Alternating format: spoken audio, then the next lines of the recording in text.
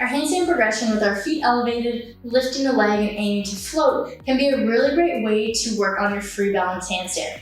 By maintaining a split position, it allows for a larger center of mass and a little bit more flexibility in working towards finding your balancing point.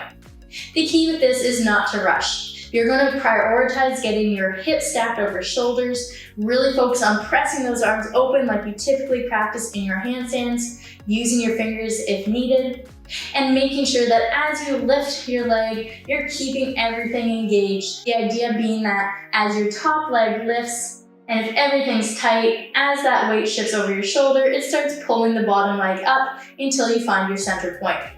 A few tips. Keep your bottom toe tucked under, so the leg that remains on the box, tuck that toe under so that you're on the top of your toes. This is going to reduce the possibility of you trying to jump off. If you find that you're jumping off this leg just to get the float, it means we're probably missing something in terms of either shoulders being pressed open or core and glutes staying tight. Now, what happens if you're constantly tipping over? It's usually one of two things. One, you might be losing tension in areas like your core, or your shoulders might be collapsing. So make sure you're really prioritizing tension in those areas. Next thing is that you're probably rushing that second leg coming up.